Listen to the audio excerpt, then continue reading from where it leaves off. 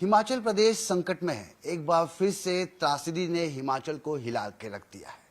आपको बता दूं कि कई जगहों से लोग लापता हैं, घर डूब गए हैं और तमाम नुकसान की खबरें अभी भी आ रही हैं और बचाव कार्य जारी है।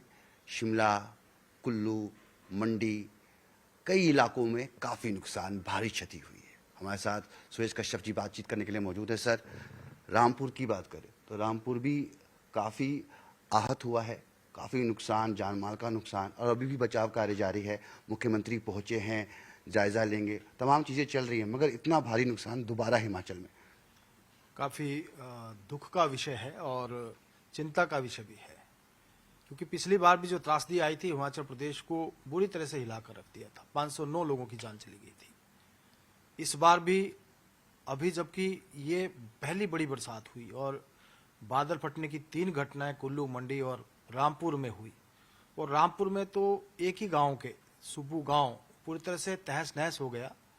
50 से ज्यादा लोग 36 लोग वहां के लापता हैं, और हिमाचल प्रदेश में 50 से ज्यादा लोग लापता हैं जिनके बारे में पता नहीं कि वो कहाँ गए हैं, बहकर कहाँ चले गए हैं।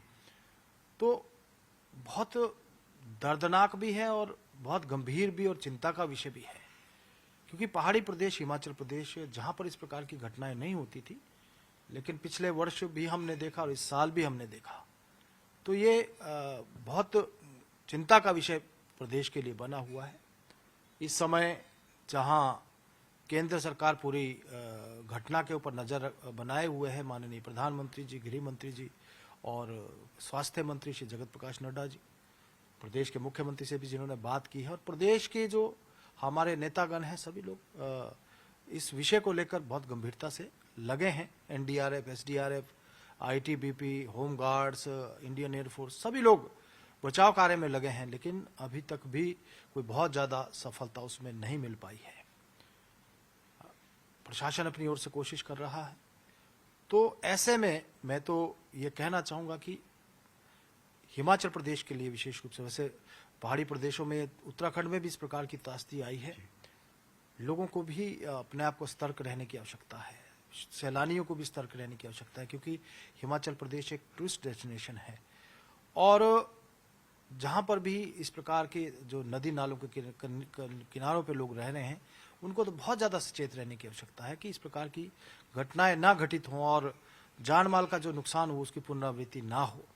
तो सावधान रहने की भी बहुत आवश्यकता है, और प्रदेश सरकार भी तत्परता से ऐसे क्षेत्रों का जो है निरीक्षण करे, ऐसे क्षेत्रों को चिन्हित करे जहां पर कि जो बिल्कुल नदी के किनारे बसे हैं, नालों के किनारे बसे हैं, ताकि पुनरावृत्ति इन घटनाओं की ना हो सके। तो जिस तरीके से पर्यटकों की दृष्टिकोण से देखें तो हिमाचल प्रदेश एक ऐसा राज्य है जहां लोग भारी संख्या में आते हैं और सैलानी आते हैं, फैमिलीज के आते हैं, दूर देशों से भी लोग आते हैं।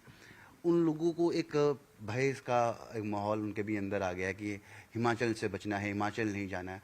तो इसको टूरिज्म से देखें तो काफ़ी इसका नुकसान भी हो रहा है, मगर ये प्रकृति का प्रकोप कह लीजिए, इसमें क्या किया जा सकता है, आगे किस तरीके से सतर्क और सचेत रहें, ताकि ये जो घटना है, जो कि जो हल्की बारिश में हम ये नुकसान देख रहे हैं, आने वाले समय में जो भारी बारिश होगी उसका सामना क्या हिमाचल प्रदेश कर पाएगा?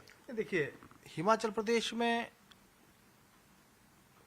ये घटनाएं पिछले वर्ष से हमने देखा है, लेकिन मैं कहना चाहूंगा कि जो भी सैलानी हैं, पर्यटक हैं, वो सुरक्षित स्थानों के ऊपर रहें, सुरक्षित रहें।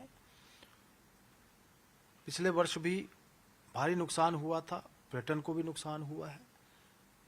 इस बार भी कुछ ऐसी स्थिति इस बार अभी जो बारिश हुई है, लेकिन फिर भी चाहे पर्यटक हैं या आम जनमानस है, सभी से मेरा तो यही निवेदन रहेगा कि अपने आप को सुरक्षित रखें, सुरक्षित रहें, और आने वाले समय में सरकार भी इस ओर ध्यान दे कि कहीं पर भी अगर इस प्रकार की नदी नालों के करीब जो बसा है, लोग बसे हैं या कुछ और कॉम्प्लेक्सेस हैं, टूरिस्ट कॉम्प्लेक्सेस हैं, वहां पर सुरक्षा की दृष्टि से पूरी चौकसी भी बरती जाए और इन स्थानों को चिन्हित भी किया जाए ताकि किसी प्रकार का नुकसान न हो। एक आखिरी सवाल पूछूंगा आपसे, आप बीजेपी के वरिष्ठ नेता हैं, प्रदेश पिछली समय में आपको एक बड़ी जिम्मेदारी थी, प्रदेश की आप अध्यक्ष भी थे, सांसद हैं आप। किस तरीके से, मैं आपसे एक सवाल ये पूछना चाह रहा हूँ कि जिस तरीके से कांग्रेस ये आरोप लगाती है कि एक बतौर सांसद आपको ये मुद्दा उठाना चाहिए, केंद्र की मदद और सहयोग हिमाचल तक पहुंचाना चाहिए। कल जयराम ठाकुर ने भी कहा कि ये समय राजनीति का नहीं है, हम कंधे से कंधा, कदम से कदम मिलाकर मौजूदा सरकार के साथ खड़े हैं। आप बतौर सांसद संसद के पटल पे ये मुद्दा उठाते हुए नजर आएंगे? देखिए, निश्चित रूप से गंभीर मुद्दा है और इस समय राजनीति करने की भी आवश्यकता नहीं है कि राजनीतिक मुद्दा नहीं है।